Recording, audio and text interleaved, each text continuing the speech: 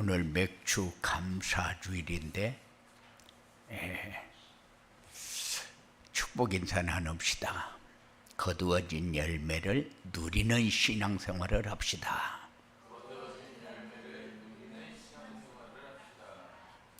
이스라엘 백성들이 애굽에서 나와서 광야를 지나 가나안 땅에 정착한 후에 보리 농사를 시작했어요.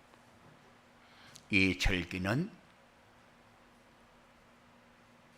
곡식을 거두어서 창고에 모아 드리고 감사 절기를 지킨 것이 아니고 먼저 익은 것을, 옛날에는 그랬거든요. 먹을 것이 없고 쌀도 없고 이럴 때는 먼저 익은 데를 베어다가 불에 구워서 먹기도 하고 그것을 삶아가지고 찌어서 그걸로 밥도 해먹고 이랬었는데 하나님이 이스라엘 백성들에게 요구한 것이 뭐냐? 먼저 익은 데를 베어다가 곡식 거두기 전에 감사 예배를 드리라는 겁니다. 그게 감사절이요. 그러면은 먼저 하나님 앞에 감사 예배를 드리고 나면은 나머지 익을 것은 하나님이 책임진다. 이게 핵심 영성입니다. 곡식을 창고에 가득 채워놓고 감사드리는 절기가 아니고 먼저 익은 것이 바로 맥주절의 핵심 영성이요. 완전한 결과를 보고 나서 감사를 하는 것이 아니고 아직 진행 중인 것에 먼저 감사라는 거요. 그래서 우리가 범사에 감사 그러면은 지나간 것에 감사, 앞으로 올 것에 감사, 그리고 좋은 것에도 감사, 우리가 해가 되어진 것도 감사, 이게 범사의 감사요. 이것이 하나님이 원하시는 예배 감사. 우리는 흔히 모든 문제 해결되고 나야 얼마나 감사한지 이렇게 얘기합니다. 통장에 여유가 있어야 감사, 이렇게 생각합니다. 자녀가 잘 되고 직장이 잘 돼서 그래서 감사함을 드립니다. 이렇게 감사합니다. 그리고 질병에 시달리다가 깨끗하게 치유받고 나서 이건 하나님의 기적입니다. 이럴 때 감사합니다. 그런데 하나님은 그렇게 요구하지 않아요. 그래서 어떤 권사님이 그래요.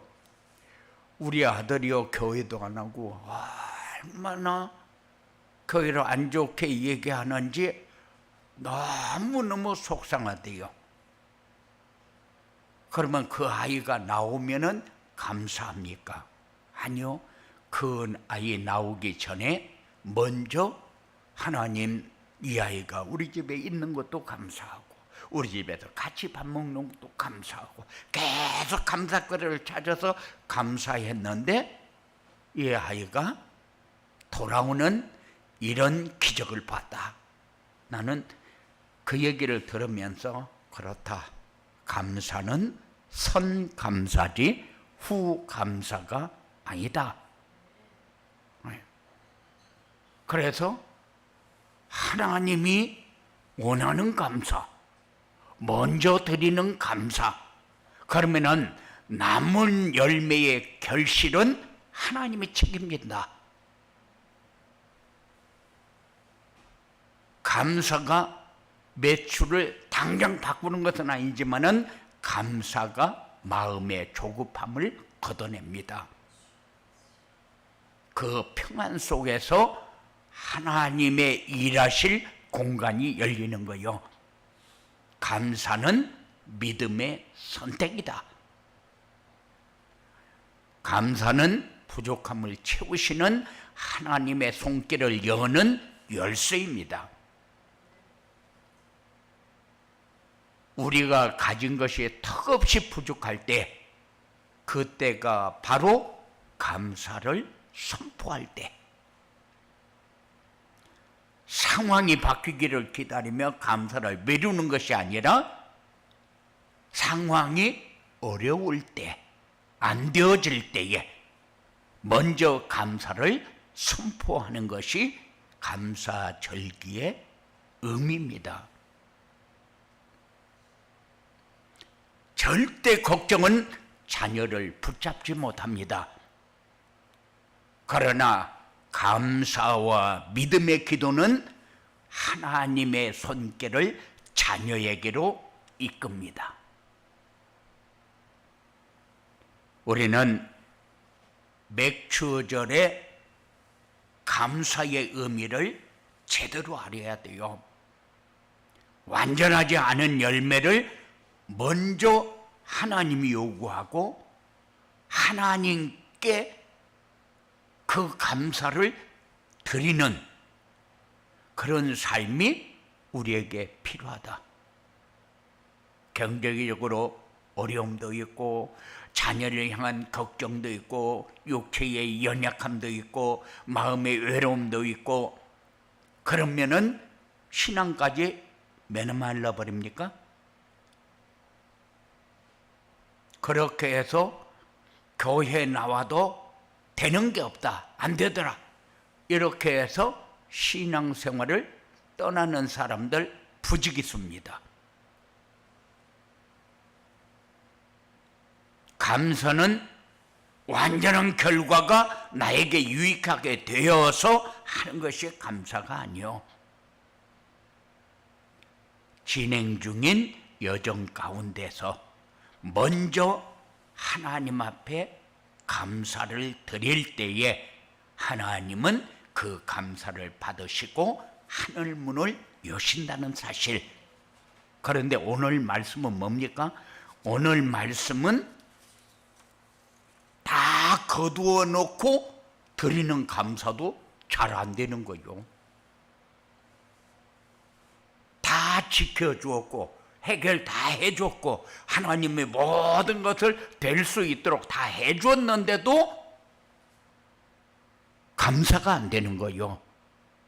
그래서 거두어진 열매를 누리는데 그리스도 안에서 누리는 것이 그게 올바른 감사의 문이요. 거두어진 열매를 누리는 신앙은 어떤 신앙인가를 우리는 알아야 합니다. 사람들이 세상 살기 너무 힘들다, 이런 사람 많아요. 돈이 있어도 살기 힘들고 돈이 없어도 살기 힘들고, 그리고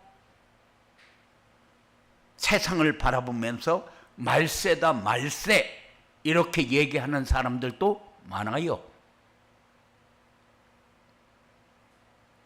왜 그러느냐? 거두어진 것은 보지 않고 거둘 것에만 집중을 하니까 그래요. 내게 모자란다 그 말이죠. 왜 모자랍니까? 자기 기준 세워놓고 그 기준에 미달이 된다 그 말이죠. 옆집에 1,000만 원 벌면은 나도 1,000만 원은 벌어야 되는데 나는 100만 원을 버린다, 미달이 된다 그 말이죠. 그때에 우리가 감사의 문이 열려야 되는 때인데, 그때에 우리는 살기 힘들다, 어렵다, 안 된다, 여기에다가 포커스를 맞춥니다. 우리의 수고와 헌신이 열매로 보이지 않으면은 못 누립니다. 우리가 이거 다 해놨는데 열매로 보이지 않기 때문에 못 누리는 거죠. 하나님이 약속하신 것은 안 보이고 수고에 눌립니다. 그래서 세상 살기 힘듭니다. 그래서 그리스도 안에서 거두어진 열매를 보는 그런 신앙이 우리에게 필요하다. 맥주 감사주의를 하면은 봉투에다 헌금 좀 넣어가지고, 그래도 오늘 감사절인데 또 부담스럽게 이렇게 하면서, 하나님은 그런 헌금을 받는 그런 하나님은 아니요. 어떤 상황이 돼도 거두어진 것을 보면서 감사할 줄도 알아야 되고, 미래를 보면서 이스라엘 백성들이 지켰던 그 맥주절의 의미를 우리가 가슴에 담는 것도 중요합니다.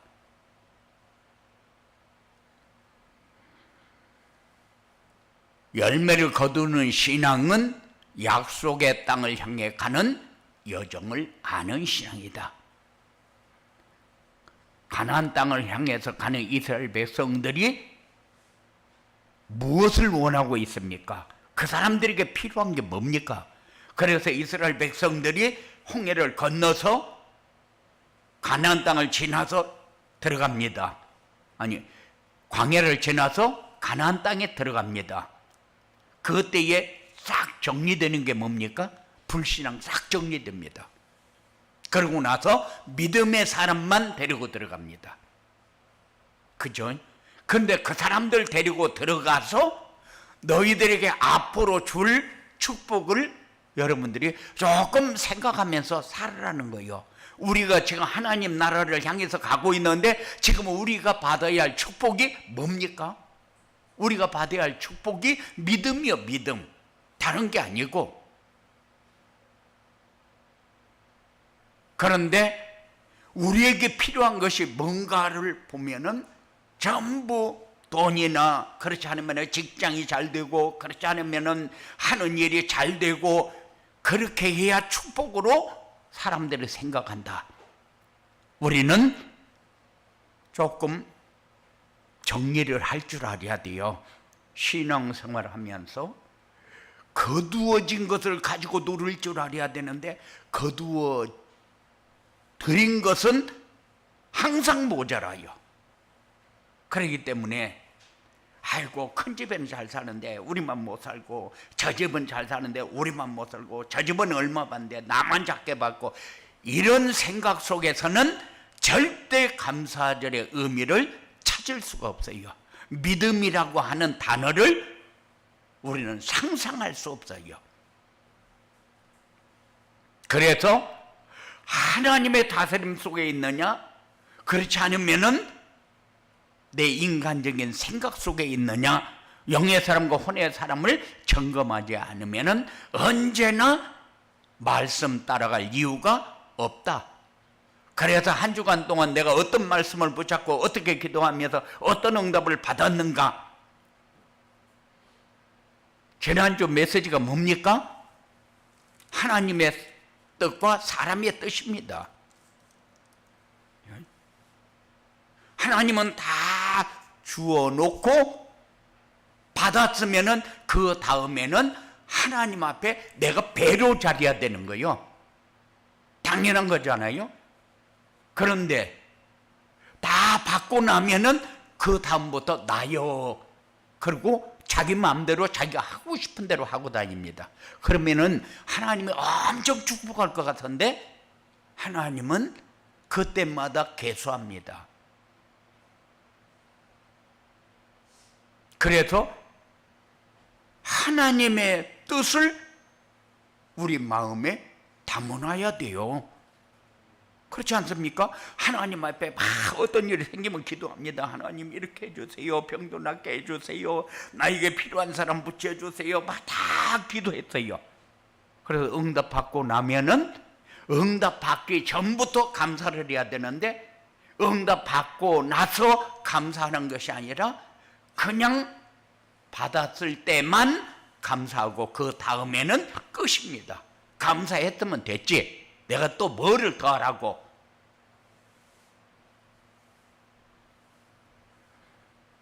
그러다 보니까는 약속의 땅은 보이지 않고 현상에 휩쓸려 버리죠. 그렇게 따라가면은 다른 사람보다 더 내가 우월한 자리를 차지할 것 같은데 절대 그렇게 생각하면은 착각이다.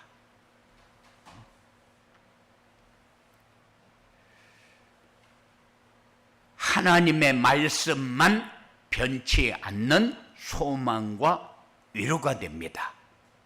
이게 거두어진 열매를 누리는 신앙이요. 말씀 안에서 모든 걸 찾아야 되는데 말씀 밖에서 모든 것을 찾으려고 하기 때문에 우리가 세상 살기 힘들다고 하는 거요. 그런데 거두어진 열매는 내가 아무리 보려고 해도 잘 안 보여지는데 기도하면은 보여집니다. 하나님, 내가 지금 이렇게 살고 있네요. 이것이 나에게 축복인지 축복이 되지 못하고 있는지 요거 헤아려 주세요. 기도하면서 여러분들의 삶을 봐야 뭔가 찾을 수 있는 것이 보여지죠. 그러면 우리에게 기도할 때는 무슨 기도를 합니까? 나에게 이렇게 해주세요, 이렇게 해주세요, 이렇게 해주세요. 그거는 전부 자기 욕심만, 야망만 위해서 기도하는 거죠. 그런데 하나님은 그거 요구하는 게 아니요. 너 받은 거 얼마나 감사하고 사는가 점검해 봐라. 그리고 앞으로 받기 위해서 네가 어떻게 감사해야 되는가를 정리 한번 해봐라. 이게 하나님의 요구요. 하나님은 우리에게 축복하기를 원하고 하나님은 우리와 함께 하기를 원합니다. 하나님의 뜻이 뭡니까? 하나님의 뜻은 우리가 잘 되는 겁니까? 아니요. 하나님이 함께하는 것을 누리는 거요. 어차피 너는 여기서 좀 살다가 우리 내 나라에 들어와야 되는데 이 땅에서 너무 매달려서 몸부림치면서 살지 말라는 거요. 그렇잖아요. 그래서 모든 사람이 구원에 이르기를 원합니다. 모든 사람이 하나님의 함께하는 축복을 누리다가 하나님 나라에 오기를 원합니다. 그런데 우리는 세상에 매달려서 그렇게 살다가 나중에 하나님 나라에 갔다. 그럴 수도 있겠지만은 우리가 이런 부분들을 좀 생각하면서 살아야 된다. 이 감사절이 그냥 우리가 거두어진 열매를 보면서 이렇게 살아야 되겠다. 그게 아니고 좀 이렇게 깊이 있는 증인의 자리에 설 수 있는 그런 삶이 여러분들에게 꼭 이루어지게 되시기 바랍니다. 거두어진 열매를 누리는 신앙을 가지려면 어떻게 해야 되느냐? 항상 말씀이 살아있는 말씀이라는 것이 여러분의 삶을 통해서 확인되어져야 돼요. 죽어있는 말씀입니까? 죽어있는 말씀 같으면 성경 벌써 없어졌어요. 성경이 1, 2년 됐습니까? 10년, 20년 됐습니까? 몇천 년 동안 그 성경 그대로 가지고 그대로 은혜받고 그대로 응답받고 그대로 하나님의 살아가신 증거를 보면서 여기까지 왔어요. 그런데 믿음의 사람과 그렇지 않은 사람의 차이가 뭡니까? 믿음의 사람은 많이 가져서 믿음의 사람이 아니요. 믿음의 사람은 믿음의 분량이 큰 사람이 믿음의 사람이지. 말씀이 살아있는 말씀으로 내게 와 닿지 않는다. 그러면은 아무리 예배에 참석을 해도 하나님이 나와 함께하는 증거는 희미해집니다. 매주일 강단에서 왜 말씀을 선포합니까? 말씀, 성취될 말씀을 붙잡으라고. 말씀을 붙잡아야 모든 것이 하나님의 은혜 속에서 진행되어지는 것을 보고 내가 이 축복의 자리에 서 있는 것이 보여지기 때문에 그래요.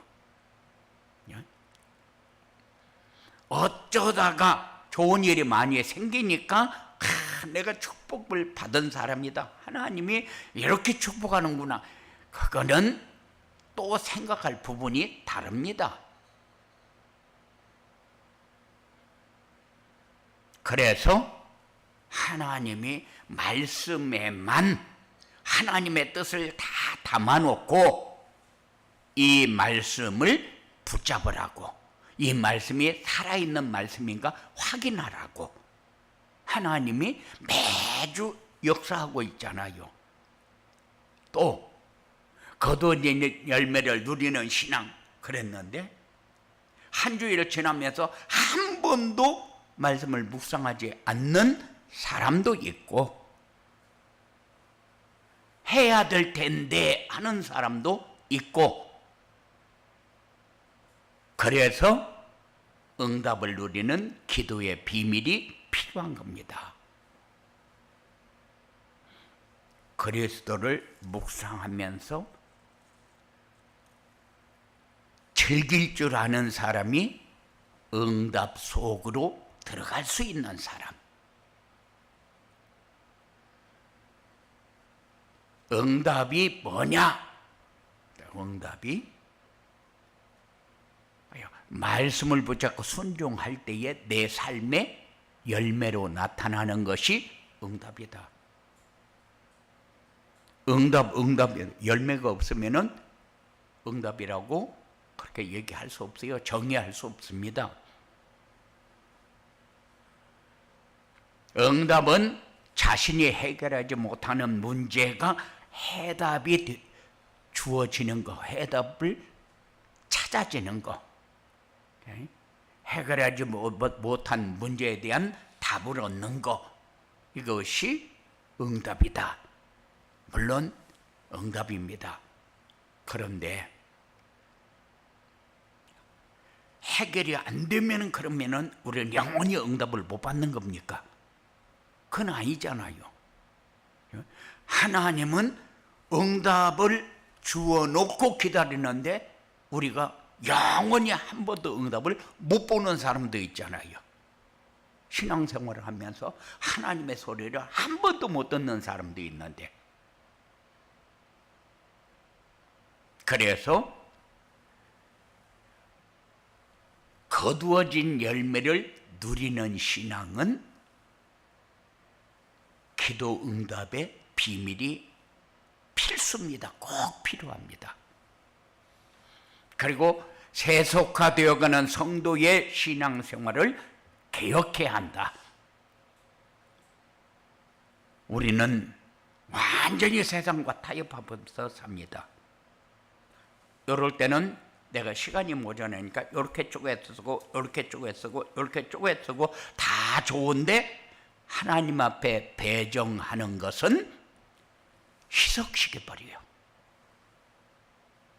그렇기 때문에 먼저 어떤 일이 생기면은 하나님부터 챙기고 나머지 시간을 그 다음에 배정을 해야 되는데 그렇게 안 해요. 내 시간 다 배정해 놓고 여건이 되면은 하나님 앞에 하나님의 시간을 배정하고, 그렇지 않으면은 하나님의 시간을 빼먹어요. 그래서 자꾸 세속화되어 가는 거예요.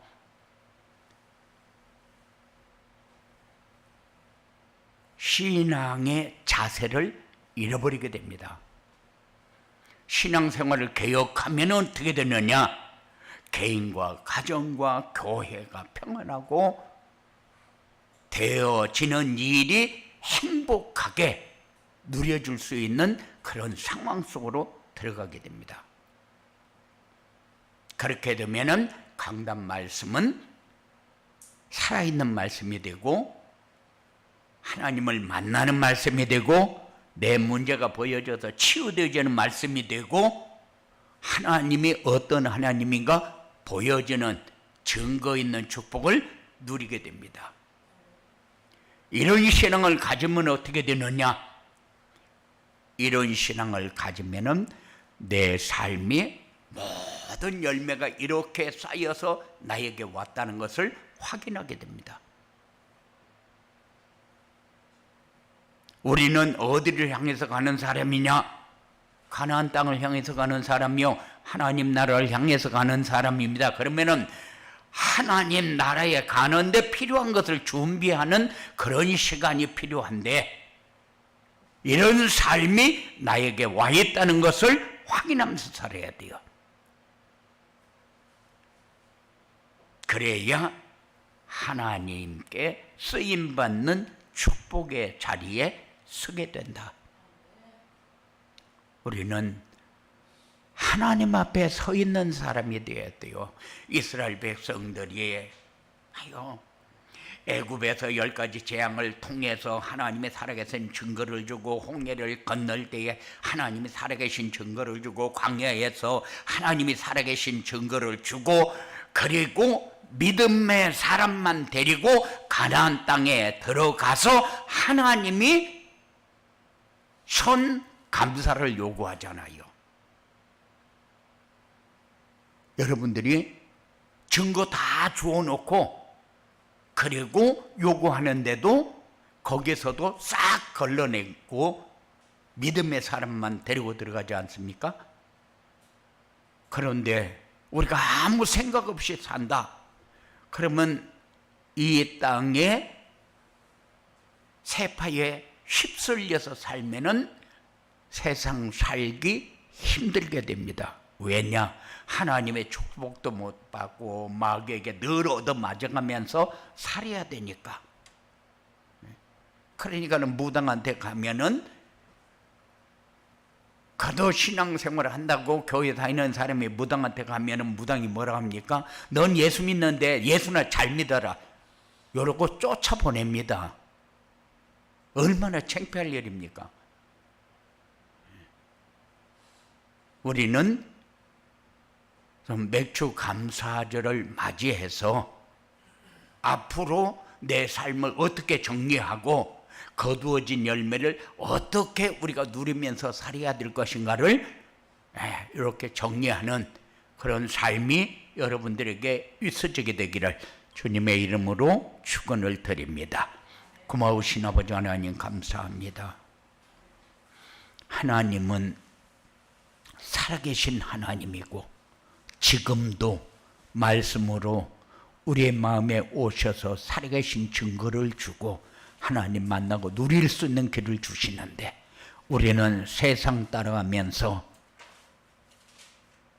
무엇이 믿음이고 어떻게 살아야 되는가를 잃어버리고 살 때가 수도 없이 많아서 하나님이 매주 우리에게 신앙을 요구하는데, 우리의 신앙이 하나님 앞에 인정받는 신앙이 되어주도록 주장하여 주시옵소서.